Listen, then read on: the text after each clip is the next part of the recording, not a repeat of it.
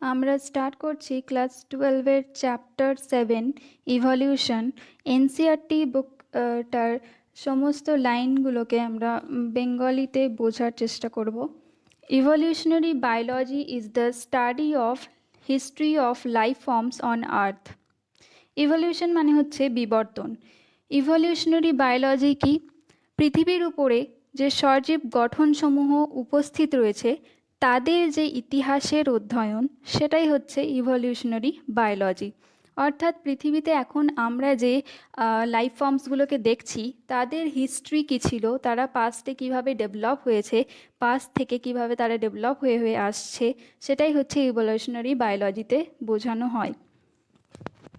What exactly is evolution? Evolution আসলে কি? To understand the changes in the flora and fauna that have occurred over millions of years on Earth, পৃথিবীর উপরে উদ্ভিদ এবং প্রাণীর যে পরিবর্তন লক্ষ লক্ষ বছর ধরে হয়ে আসছে, সেটা যদি আমরা বুঝতে চাই, we must have an understanding of the context of origin of life. আমাদের জীবনের উৎপত্তির প্রসঙ্গটা বুঝতে হবে।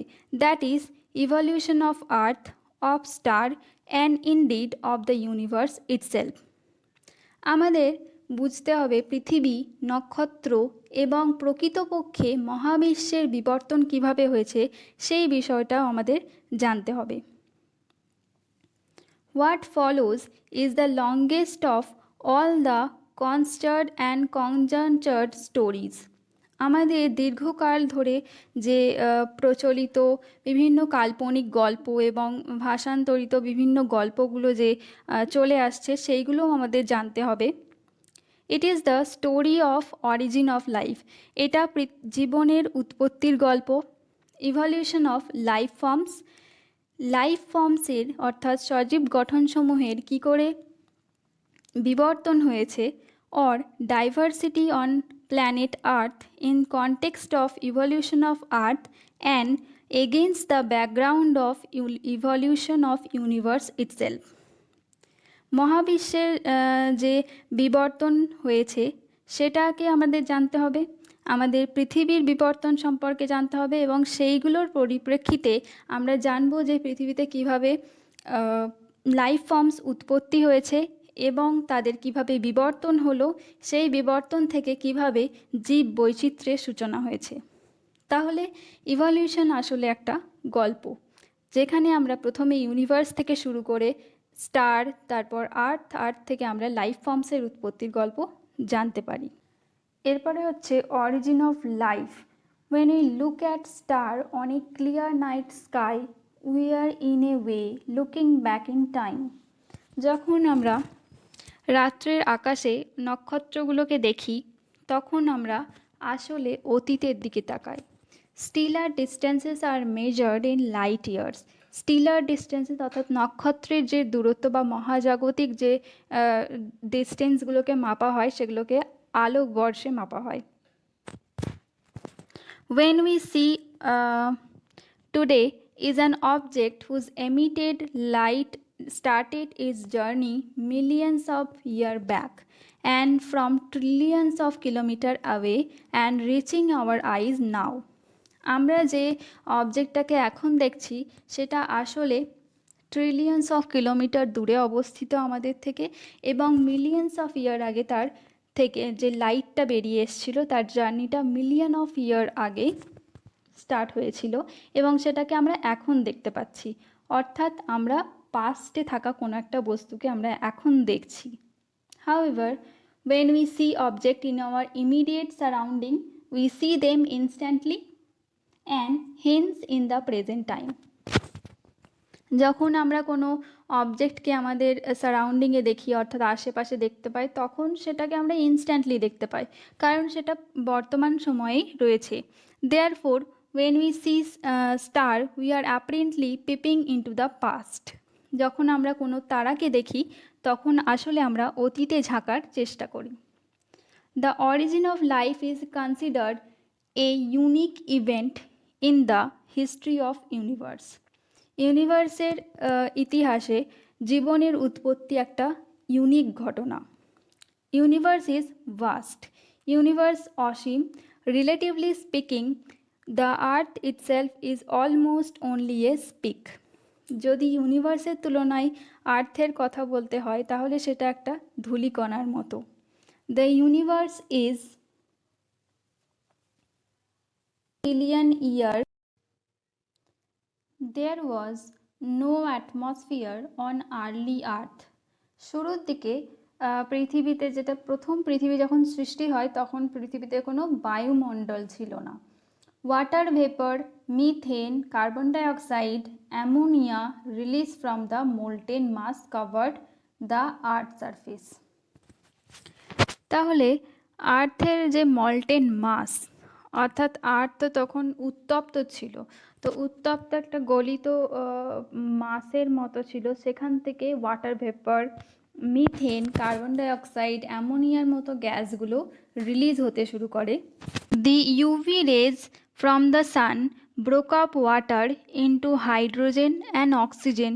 সান থেকে যে ইউভি রে আসছে সেটা কি করেছে, ওয়াটারকে ব্রেক করে দিয়েছে।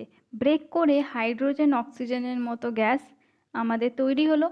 কিন্তু H2টা যেহেতু লাইটার অর্থাৎ হালকা, তাই এটা এসকেপ করে গেছে।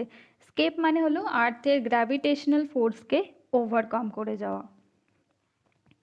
Oxygen combine with ammonia, methane to form water. Oxygen, methane, ammonia এগুলোর সাথে কম্বাইন হয়ে ওয়াটার বানায়, CO2 বানায় এবং অন্যান্য আরও কম্পাউন্ডস তৈরি হতে থাকে। Ozone layer was formed. Ozone layer তৈরি হয়েছিল। As it cooled the water vapour fell as rain. Water ভেপারগুলো যখন আস্তে আস্তে ঠান্ডা হতে থাকে তখন বৃষ্টির আকারে পড়তে থাকে এবং to fill all the depression and ocean form হয়। তো আর্থে যে ডিপ্রেশনসগুলো ছিল গর্ত টাইপের, সেখানে বৃষ্টি পড়তে থাকে, বৃষ্টি পড়ার ফলে সেখানে মহাসাগরের উৎপত্তি হয়। Life appeared 500 million year after the formation of earth. আর্থের যে ফর্মেশন হলো তার ঠিক 500 মিলিয়ন বছর পরে কি তৈরি হয়, লাইফের উৎপত্তি হয়। That is almost 4 billion year back. আর্থের উৎপত্তি হয়েছিল 4.5 বিলিয়ন ইয়ার ব্যাক এবং লাইফের উৎপত্তি হয় আর্থে অলমোস্ট 4 বিলিয়ন ইয়ার ব্যাক, অর্থাৎ আর্থের উৎপত্তির 500 মিলিয়ন ইয়ার পরে।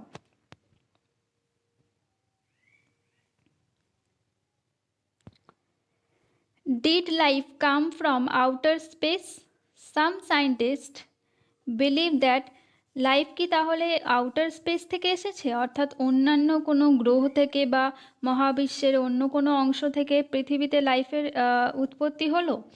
সাম scientist believe that it came from outside. কিছু সায়েন্টিস্ট মনে করেন যে এটা বাইরে থেকে এসেছে। Early Greek thinkers thought unit of life called spores were transferred to different planet including earth.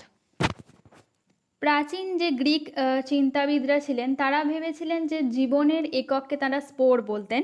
সেই স্পোরগুলোকে পৃথিবী সহ বিভিন্ন জায়গাতে কি করা হয়েছে, বিভিন্ন গ্রহেতে স্থানান্তর করা হয়েছে। And panspermia is still a favourite idea for astronomers. মানে এই যে পৃথিবীতে জীবের একক অন্য কোনো জায়গা থেকে এসেছে, তো সেটা যে থিওরি সেটাকে বলা হয় প্যানস্পার্মিয়া। এবং এই প্যানস্পার্মিয়া থিওরিটা অ্যাস্ট্রোনমার্সদের কাছে একটা favourite idea. For a long time it was believe that life came out of decaying and rotting matter.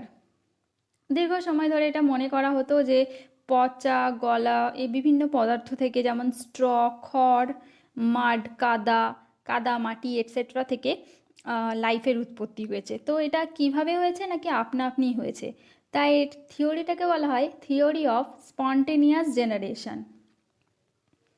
অর্থাৎ লাইফের উৎপত্তির জন্য কোনো ফোর্স টোর্সের দরকার হয়নি, এটা অটোমেটিক্যালি উৎপত্তি হয়ে পড়েছে। Louis Pasteur, by careful experimentation, demonstrated that life comes only from pre-existing life. Louis Pasteur বলেন যে লাইফের উৎপত্তি শুধুমাত্র আগে থেকে প্রেজেন্ট কোনো একটা লাইফ থেকেই হতে পারে।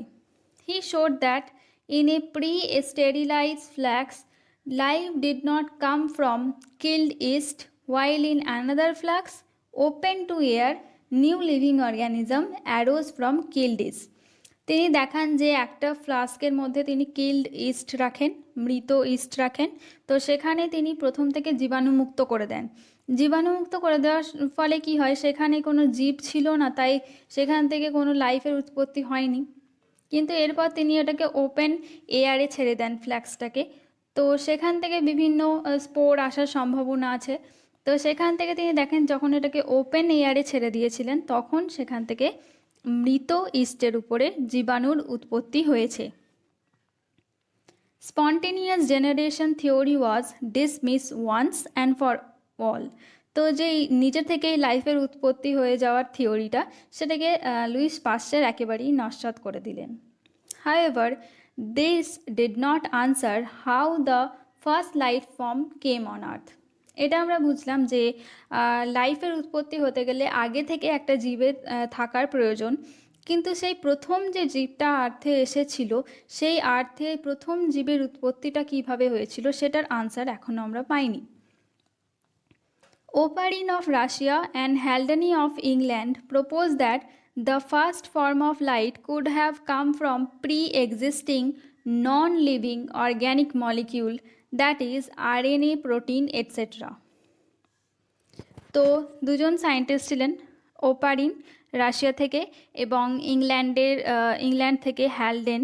তো এনারা বলেন যে প্রথম যে লাইফের ফর্ম উৎপত্তি হয়েছিল সেটা কোথা থেকে হয়েছিল, নন লিভিং অজৈব কিছু অর্গ্যানিক মলিকিউল থেকে হয়েছিল। সেগুলো কি কি, যেমন হচ্ছে আরএনএ এবং protein. And the formation of life was precede by chemical evolution. লাইফের যে উৎপত্তি হয়েছে সেটা আসলে রাসায়নিক বিবর্তন। Formation of diverse organic molecule from the inorganic constituents. এনারা মনে করেন যে অর্গ্যানিক মলিকিউলগুলো প্রথমে ইনঅর্গ্যানিক কনস্টিটিউয়েন্টস থেকে অর্গ্যানিক মলিকিউলগুলো তৈরি হয়েছে। The condition on earth were high temperature, volcanic storms, reducing atmosphere containing methane, ammonia, etc. তো প্রিমিটিভ অ্যাটমসফিয়ার, প্রাচীনকালের যে অ্যাটমসফিয়ার ছিল বায়ুমণ্ডল, সেখানে কীরকম কন্ডিশন ছিল, প্রচণ্ড high temperature and volcanic storm, সেখানে অগ্নুৎপাতের ফলে ঝড়ের সৃষ্টি হতো। তারপরে হচ্ছে সেখানে বিজারিত বায়ুমণ্ডল ছিল, অর্থাৎ সেখানে কোনো জিনিস ফর্ম হওয়ার জন্য একটা সুইটেবল অ্যাটমসফিয়ার প্রাচীনকালে ছিল। মিথেন, অ্যামোনিয়ার মতো গ্যাস সেই বায়ুমণ্ডলে পাওয়া যেত, সেখানে কোনো অক্সিজেন পাওয়া যেত না। In 1953, S.L. Miller, an American scientist, created similar condition in a laboratory scale. তো 1953-তে একজন আমেরিকান সায়েন্টিস্ট S.L. মিলার ঠিক প্রাচীনকালে বায়ুমণ্ডলে যেরকম অবস্থা ছিল সেটাকেই তিনি ল্যাবরেটরিতে ক্রিয়েট করেন। He created electric discharge in a closed flux containing methane, hydrogen, ammonia, water vapor at 800 degree centigrade. তো তিনি একটা ফ্লাক্সের মধ্যে দিয়ে, ফ্লাক্সটা অবশ্যই ক্লোজ থাকবে, ক্লোজ ফ্লাক্সের মধ্যে methane, hydrogen, ammonia, water vapour এই সমস্ত গ্যাসগুলোকে 800 ডিগ্রি সেন্টিগ্রেড টেম্পারেচার মেনটেন করে ইলেকট্রিক ডিসচার্জ করান। He observe the formation of amino acids. তিনি দেখেন যে অ্যামিনো অ্যাসিড তৈরি হচ্ছে। In similar experiment other observed formation of sugar, nitrogen bases, pigment and fat. এইরকমই এক্সপেরিমেন্টস আরও করা হয়। তো সেখান থেকে আমরা শর্করা, নাইট্রোজেন বেস, পিগমেন্ট, ফ্যাট এগুলোও তৈরি করতে পেরেছি। Analysis of meteorite content also reveal the similar compound, indicating that similar processes are occurring elsewhere in space. তো যে উল্কাপিণ্ডগুলো এসে পড়তো পৃথিবীতে, তো সেইগুলোর যে কম্পোজিশন সেগুলো থেকেও বোঝা যায় একই কম্পোজিশন পাওয়া যায়। এর থেকে আমরা বুঝতে পারি যে আর্থে যে জীবের উৎপত্তির প্রসেসটা চলছিল সেটা স্পেসে অন্য কোথাও চলতে পারে। উইথ দিস লিমিটেড এভিডেন্স এই লিমিটেড এভিডেন্সগুলো দিয়ে the first part of the conjecture story chemical evolution was more or less accepted.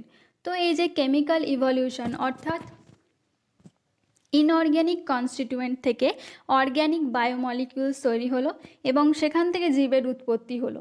তো এটা হচ্ছে কেমিক্যাল ইভলিউশন। এই কেমিক্যাল ইভলিউশনটা লিমিটেড এভিডেন্স দিয়ে হলেও কিছুটা হলেও অ্যাকসেপ্টেড হলো বিজ্ঞানী মহলে। We have no idea about how the first self replicating metabolic capsule of life arose. আমরা এখনও জানি না যে প্রথম যে একটা সেলফ রেপ্লিকেটিং মেটাবলিক ক্যাপসুল অর্থাৎ এমন একটা জিনিস তৈরি হয়েছিল যেটা নিজেকে রেপ্লিকেটও করতে পারে এবং তার মধ্যে মেটাবলিজম এক্সিস্ট করছে, সেইটা কিভাবে তৈরি হয়েছে। The first non cellular form of life could have originated 3 billion year back. প্রথম যে লাইফের ফর্ম তৈরি হয়েছিল সেখানে হয়তো সেলের মতো স্ট্রাকচার ছিল না, তাই এটাকে বলা হচ্ছে প্রথম অকোষীয় জীব। প্রথম যে অকোষীয় জীব তার উৎপত্তির ধারণা করা হয় 3 বিলিয়ন বছর আগে। They would have been giant molecules. এইগুলো হলো বৃহদাকার অণু, যেমন RNA, protein, polysaccharide etcetera. These capsule reproduce their molecules perhaps. এই ক্যাপসুলগুলো প্রজননের মাধ্যমে, রিপ্রোডাকশনের মাধ্যমে নিজেদের রেপ্লিকা তৈরি করেছিল এবং এদের সংখ্যাগুলো এভাবেই বাড়িয়েছে সেলফ রেপ্লিকেশনের মাধ্যমে। The first cellular form of life did not possibly originate till about 2000 million year ago.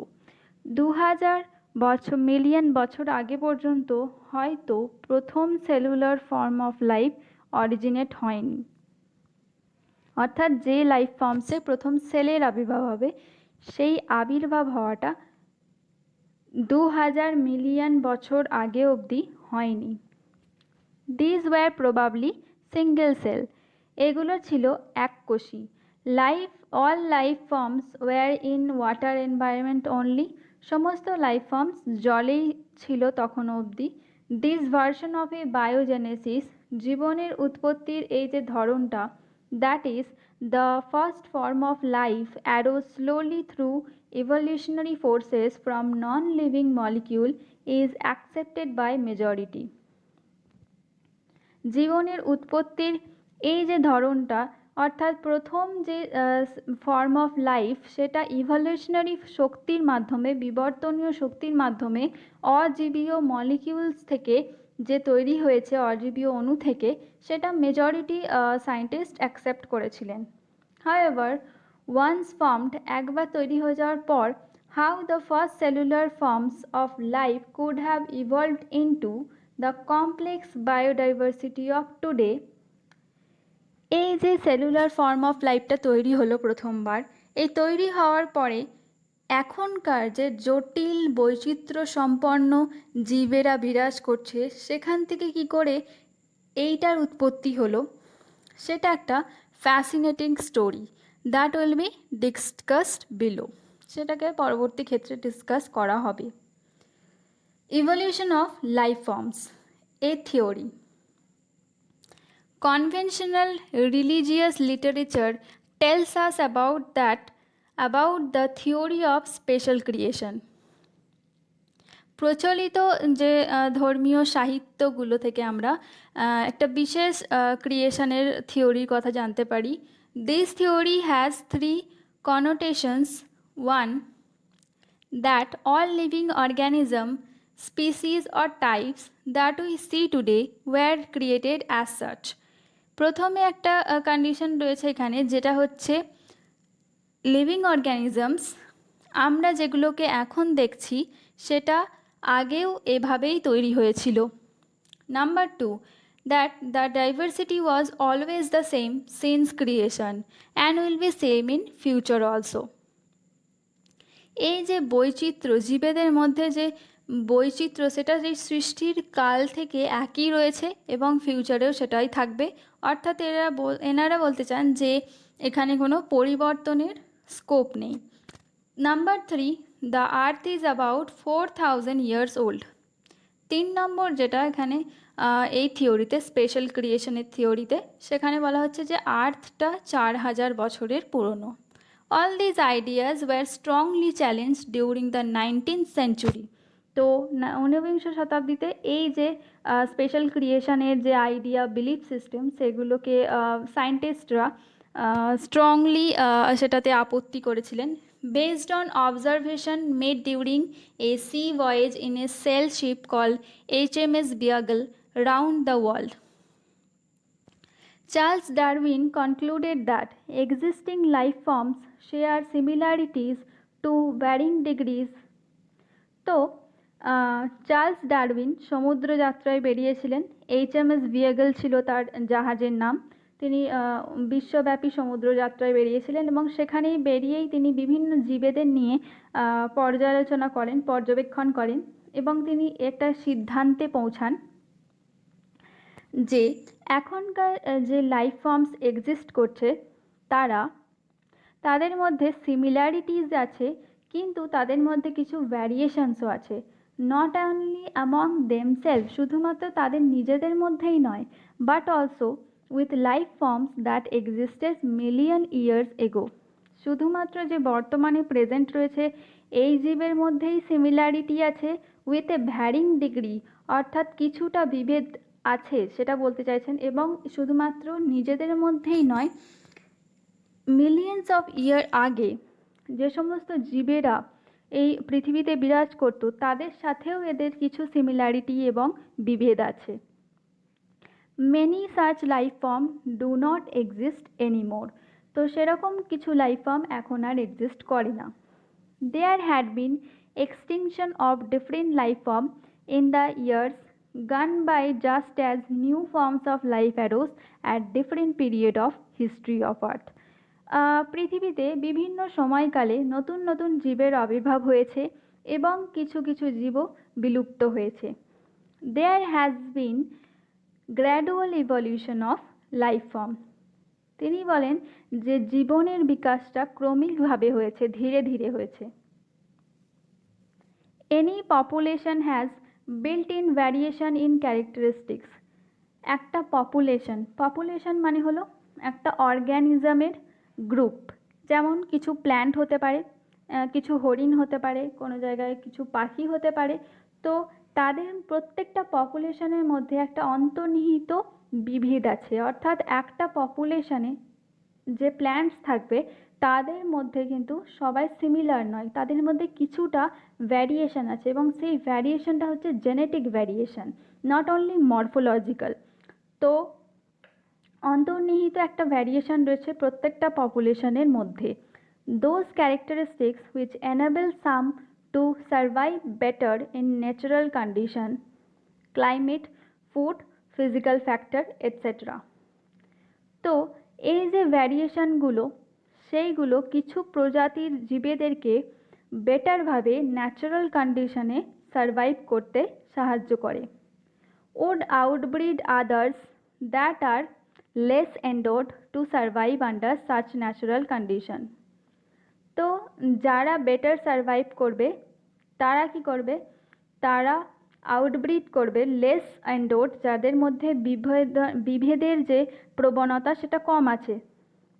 Another word used is fitness of individual or population. একটা ওয়ার্ড হচ্ছে ফিটনেস অর্থাৎ যোগ্যতা, সেটা আমরা একটা ইন্ডিভিজুয়াল, একটা জীবের জন্য এককভাবে ব্যবহার করি, অথবা একটা পপুলেশনের ফিটনেসের কথা বলা হয়। The fitness according to Darwin refer to ultimately and only to reproductive fitness. Darwin বলেন যে এখানে ফিটনেস কোন কিসের অ্যাসপেক্টে বলা হচ্ছে, ফিটনেসটা এখানে বলা হচ্ছে রিপ্রোডাকশনের অ্যাসপেক্টে। একটা প্রজাতি যত বেশি সংখ্যক নিজের মতো জীবেদের জন্ম দিতে পারে, অপত্যের জন্ম দিতে পারে এবং নিজের প্রজাতিকে একটা দীর্ঘ সময় ধরে এই পৃথিবীতে বিরাজ করতে সাহায্য করে, সেই প্রজাতির ফিটনেস বেশি, বা সেই অর্গ্যানিজমটার ইন্ডিভিজুয়ালটার ফিটনেস বেশি। Hence, Those who are better fit in an environment live more progeny than others. যারা বেশি ফিট হবে অর্থাৎ রিপ্রোডাকশনের ক্ষমতা যাদের বেশি, তারা কি করবে, তারা বেশি সংখ্যক অপত্যের জন্ম দেবে। Hence this therefore will survive more, অর্থাৎ তারা বেশি পরিমাণে সার্ভাইভ করবে। And hence they are selected by nature. তাহলে নেচার সিলেক্ট কীভাবে করে? একটা জীব যে ন্যাচারাল কন্ডিশনকে মানিয়ে নিতে পারছে, ন্যাচারাল কন্ডিশনের সাথে কোপ আপ করতে পারছে এবং সেই কন্ডিশনে বেঁচে থাকছে, বেঁচে থেকে প্রচুর সংখ্যক প্রজাতির জন্ম দিচ্ছে এবং তারাও বেটার সার্ভাইভ করছে। তো তারা এই যে প্রসেসটা, সেটাকে বলা হচ্ছে সিলেকশন বাই নেচার। নেচার তাকেই সিলেক্ট করে যে নেচারের সাথে মানিয়ে নিতে পারে। তো এই যে প্রসেসটা, সেটাকে বলা হয় natural selection. He called it natural selection and implied it as a mechanism of evolution. তাহলে ন্যাচারাল সিলেকশন হলো বিবর্তনের একটা মেকানিজম। তাহলে জীবের মধ্যে যে পরিবর্তন হলো কি করে? পরিবর্তন হচ্ছে যে সমস্ত জীবেরা বেশি ফিট তাদেরকে নেচার সিলেক্ট করে নিয়েছে, এর ফলে যারা ফিট নয় তারা বিলুপ্ত হয়ে গেছে, তার ফলে একটা নতুন প্রজাতির দিকে এগিয়ে চলেছে। তো এটাই হচ্ছে ইভলিউশনারির mechanism. Let us also remember that Alfred Wallace, a naturalist who worked in Malay archipelago, had also come to similar conclusion around the same time. তো অ্যালফ্রেড ওয়ালেস একজন প্রকৃতিবিদ ছিলেন। তিনি মালাই আর্চিপেলাগো দ্বীপপুঞ্জে, মালাই দ্বীপপুঞ্জে তিনি কাজকর্ম করেন, সিমিলার কাজকর্ম করেন এবং তিনি সেখান থেকে একই রকম সিদ্ধান্তে পৌঁছান যেরকম ডারউইন বলেছেন। In due course of time apparently new type of organism are recognizable. তো বিভিন্ন সময়ে নতুন নতুন জীবের আবির্ভাব দেখা গেছে। All the existing life forms share similarity and share common ancestor. আমাদের যে এখন লাইফ ফর্মস সজীব গঠন এক্সিস্ট করছে, সেই অর্গানিজমরা নিজেদের মধ্যে কিছু সিমিলারিটি এবং শো করে এবং তাদের অ্যানসেস্টার কোথাও না কোথাও তাদের পূর্বপুরুষটাও same. However, these ancestors were present at different periods in the history of Earth, epoch, period, eras. তো এই যে অ্যানসেস্টার অর্থাৎ পূর্বপুরুষেরা বিভিন্ন পিরিয়ডে, ইপক্সে, পিরিয়ডে, এরাতে এক্সিস্ট করতো আর্থে। দ্য জিওলজিক্যাল হিস্ট্রি অফ আর্থের পৃথিবীর যে ভূতাত্ত্বিক ইতিহাস তার সাথে correlated with the biological history of earth. পৃথিবীর যে জীবনের হিস্ট্রি, বায়োলজিক্যাল অর্গ্যানিজমের যে হিস্ট্রি, সেটার সাথে পৃথিবীর ভূতাত্ত্বিক হিস্ট্রি কোথাও না কোথাও কোরিলেট করে। অর্থাৎ বিভিন্ন জিওলজিক্যাল টাইম পিরিয়ডে বিভিন্ন অর্গ্যানিজম এক্সিস্ট করেছে, আবার কিছু সময়ে তারা বিলুপ্ত হয়েছে, আবার কিছু অ্যাডভান্স হয়ে গেছে। তার মানে জিওলজির সাথে বায়োলজিক্যাল অর্গ্যানিজমের যে হিস্ট্রি, বায়োলজিক্যাল হিস্ট্রি অফ আর্থকে কোরিলেট করছে। A common permissible conclusion is that Earth is very old, not thousands of years as we thought earlier, but billions of year old. তাহলে এই প্রচলিত বিলিফ যেটা ছিল যে আর্থ বেশি পুরনো নয়, 4000 বছরের পুরনো, কিন্তু সেটা নয়। এই সমস্ত যে পর্যবেক্ষণ যে আমরা আমাদের পূর্বপুরুষের সাথে সিমিলারিটি এবং সেখান থেকে ন্যাচারালি সিলেক্ট হয়ে সেখান থেকে নতুন নতুন জীবের আবির্ভাব, বিলুপ্ত হয়ে যাওয়া এবং প্রত্যেকটা পপুলেশনের মধ্যে যে ভ্যারিয়েশনস রয়েছে, এগুলোর থেকে আমরা এটাই বলতে পারি যে আর্থ নিশ্চয়ই 4000 বছর পুরনো নয়, বিলিয়ন্স অফ ইয়ার ওল্ড। এবং যেটা সায়েন্টিস্টরা মনে করেন যে আর্থ হলো 4 billion year old. Evidences, what are the evidences for evolution? তো ইভলিউশন যে হয়েছে তার প্রমাণ কী কী আছে? Evidences that evolution of life form has been indeed taken place on earth has come from many quarters. পৃথিবীতে যে জীবনের বিবর্তন হয়েছে সেটা বিভিন্ন দিক থেকে তার প্রমাণ আমরা পেয়ে থাকি।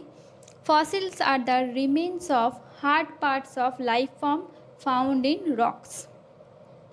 ফসিলস হলো লাইফ ফর্মসের যে হার্ড পার্টস, যেমন হচ্ছে বোনস, তো সেইগুলোর যখন পাথরে পাওয়া যায় তখন সেটাকে আমরা কি বলি? ফসিল। রক ফর্ম সেডিমেন্ট, পাথর থেকে সেডিমেন্টস তৈরি হয়। A cross sections of earth crust indicate the arrangement of sediment one over the other during the long history of earth.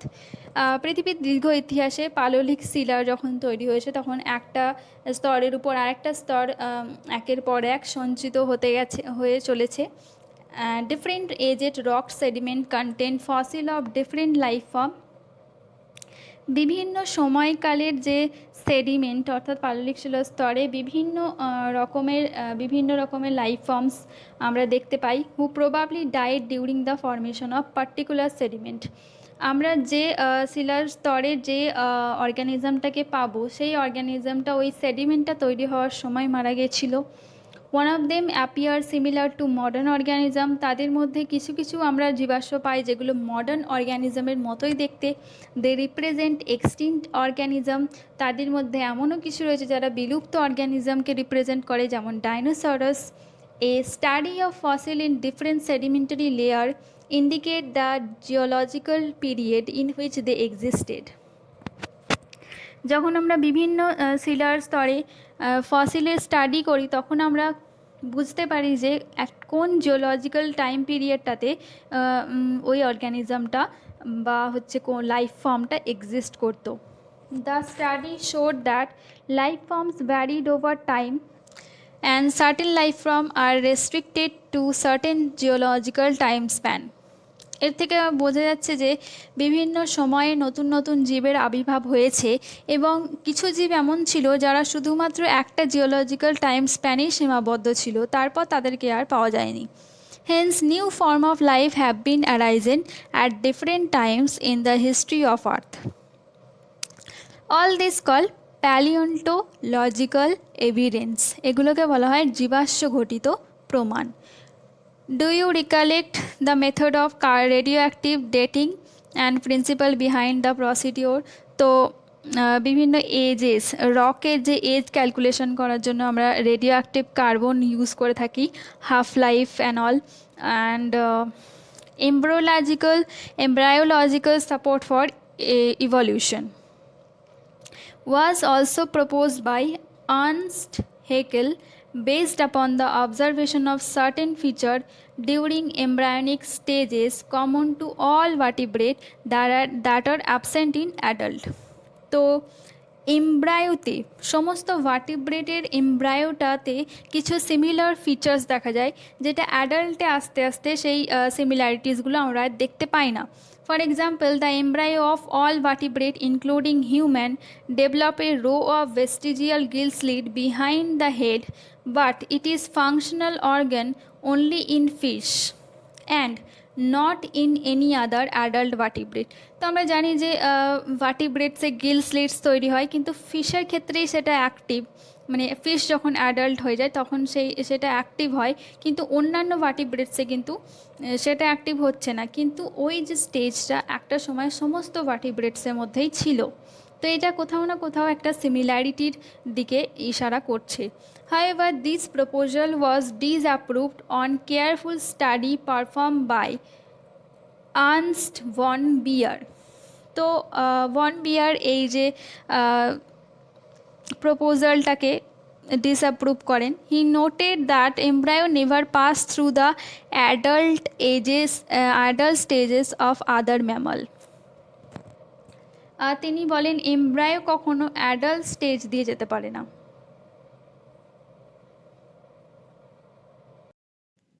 Embryological support for evolution was proposed by Ernst Haeckel and this was disapproved by Carl Ernst von Baer. এবং তিনি বলেছিলেন যে ভ্রূণগুলো কখনো অন্যান্য প্রাণীদের adult স্টেজের মধ্যে দিয়ে যায় না, তাই এই থিওরিটাকে তিনি ভন বিয়ার ডিসঅ্যাপ্রুভ করেন। Comparative anatomy and morphology shows similarity and differences among organisms of today and those that existed years ago. তো যদি আমরা অ্যানাটমি অ্যান্ড মরফোলজি মরফোলজির মধ্যে তুলনা করি তাহলে আমরা সাদৃশ্য এবং বৈসাদৃশ্য দেখতে পাই বর্তমান সময়ে অবস্থিত জীবদের মধ্যে এবং যারা বহু বছর পূর্বে অবস্থিত ছিল পৃথিবীতে তাদের মধ্যেও আমরা সাদৃশ্য বৈসাদৃশ্য দেখতে পাই। Such similarities can be interpreted to understand whether common ancestors were shared or not.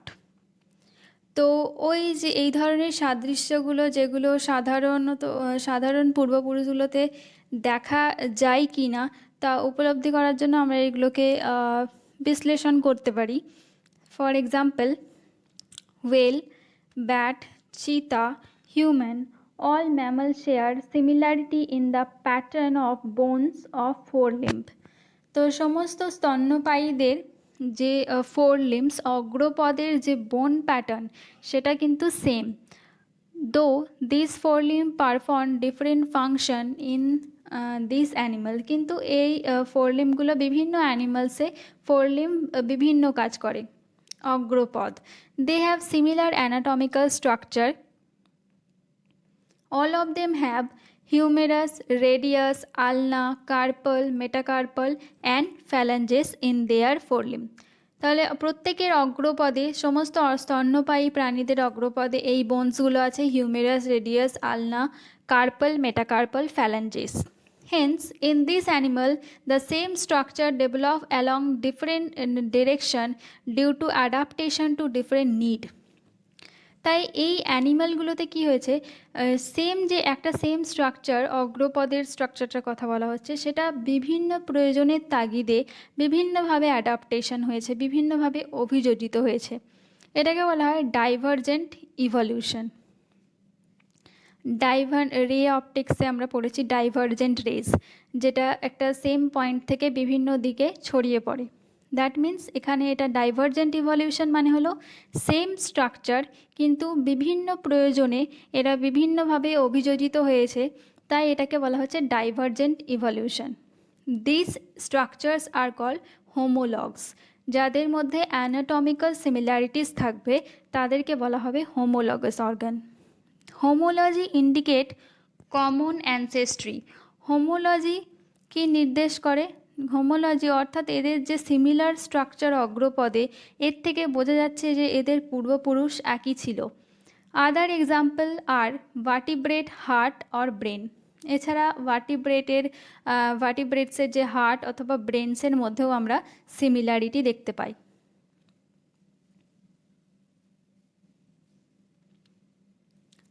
In plants also, প্ল্যান্টেও আমরা এগুলো দেখতে পাই, যেমন হচ্ছে Thrones and টেন্ড্রিলস of bougainvillea and কুকুরবিটা। আমরা যে বাগান বিলাসীর কাঁটা এবং কুকুরবিটা যেটা হচ্ছে কুমড়োর যে আকর্ষ টেন্ড্রিল, সেই দুটো হচ্ছে সিমিলার স্ট্রাকচার কিন্তু বিভিন্ন প্রয়োজনের তাগিদে বিভিন্নভাবে এরা অভিযোজিত হয়েছে, তাই এদেরকে বলা হয় homologous organ. Homology is based on divergent evolution. Homology অভিসারী ডাইভারজেন্ট ইভলিউশনের উপরে বেস করে ক্রিয়েট হয়েছে। whereas analogy refer to a situation exactly opposite. analogy কি? wings of butterfly and of bird look alike. বাটারফ্লাইয়ের উইংস আর বার্ডসের উইং দেখতে একই, they are not anatomically similar, কিন্তু এরা অ্যানাটমিক্যালি সিমিলার নয়, এদের গঠন আলাদা। দো দে পারফর্ম সিমিলার ফাংশন, গঠন আলাদা হওয়া সত্ত্বেও এরা একই কাজ করে, উড়তে সাহায্য করে বাটারফ্লাইকে অ্যান্ড বার্ডকে।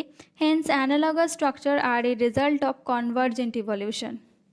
কনভার্জেন্ট মানে হচ্ছে কোনো একটা বিন্দুতে এসে মিলিত হওয়া, অর্থাৎ এখানে ডিফারেন্ট স্ট্রাকচার হওয়া সত্ত্বেও এরা একই রকম কাজ করছে, তাই হচ্ছে এরা সিমিলারিটির দিকে আসার চেষ্টা করছে, এটাকে বলা হয় কনভার্জেন্ট ইভলিউশন।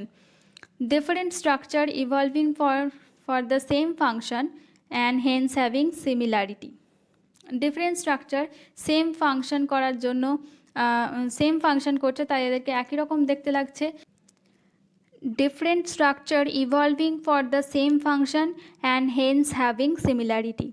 বিভিন্ন স্ট্রাকচার মানে স্ট্রাকচারটা ডিফারেন্ট হওয়া সত্ত্বেও এরা একই কাজ করছে, তাই এদের মধ্যে সিমিলারিটি দেখে মনে হচ্ছে যে সিমিলার, তো এটাই হচ্ছে analogous organ. Other example of analogy are the eye of octopus and mammal. ম্যামলসের আই আর অক্টোপাসের আই একই কাজ করে, দেখার কাজ করে, কিন্তু এদের যে অ্যানাটমিক্যাল স্ট্রাকচার, যেটা অন্তর্গঠন, সেটা কিন্তু আলাদা। Flippers of penguin and dolphin.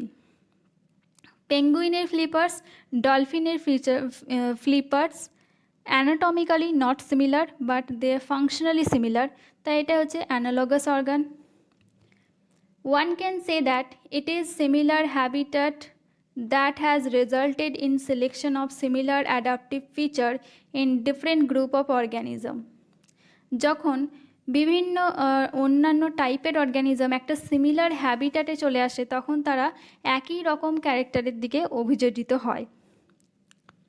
Sweet potato is a modification of root and potato, normal যে পটেটো সেটা হচ্ছে সোলানাম টিউবারসাম, সুইট পটেটো যেটা হচ্ছে স্টেমের modification, is another example of analogy.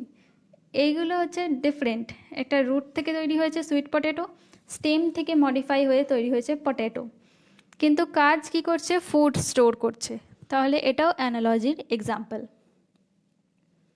এখানে পিকচার্স দেওয়া রয়েছে। হোমোলগাস অর্গানের সিমিলার অগ্রপদের ফোর লিম্স ম্যামালসের ম্যান, চিতা, ওয়েল, ব্যাট, এটা স্তন্যপায়ী প্রাণী এরা।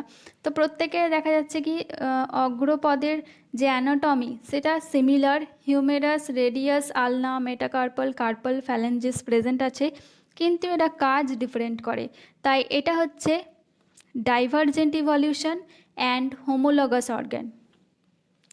এটাও হচ্ছে একটা হোমোলজির উদাহরণ। এদের অ্যানাটমিক্যাল স্ট্রাকচার সেম, কিন্তু এটা থর্নে পরিণত হয়েছে বাগান বিলাসে, অ্যান্ড কুমড়োর ক্ষেত্রে সেটা আকর্ষতে পরিণত হয়েছে কুকুরবিটাতে।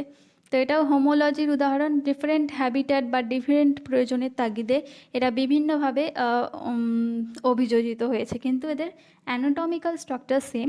তো এটাই হচ্ছে homology and divergent evolution, analogy based on convergent evolution.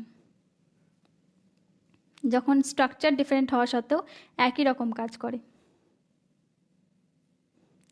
Man has selected plant and animal for agriculture, horticulture, sports or security. তো মানুষ কী করে? বিভিন্ন ব্রিডকে সিলেক্ট করে, সুপিরিয়ার ব্রিডকে, যেগুলো বেটার প্রোডাকশান দেবে বা বেটার স্পোর্টসে বেটার হর্সকে কাজে লাগায়। তো man has domesticated many wild animal and crop. তো বিভিন্ন বন্য শস্য বা অ্যানিমালসকে মানুষ গৃহপালিত করেছে। This intensive breeding programme has created breed that differ from the other breed. তারা যেটা হাইব্রিডাইজেশনের মেথড, যেখান থেকে আমরা সুপিরিয়ার অর্গানিজমের মধ্যে মেটিং করি, একটা নতুন ব্রিড তৈরি করি, যেরকম বিভিন্ন কাউজের হয়। তো but still are of same group. তো দুটো ব্রিড মিলিয়ে আমরা একটা নতুন ব্রিড তৈরি করি দুটো ব্রিড থেকে। তো সেখানে it is argued that if within hundreds of year man could create new breed, could not have done the same over millions of year. Nature কি পারে, মানে মানুষ যদি এত কম সময়ের মধ্যে নতুন ব্রিড তৈরি করতে পারে, তাহলে নেচার কি এত মিলিয়ন বছর ধরে সেই একই কাজটা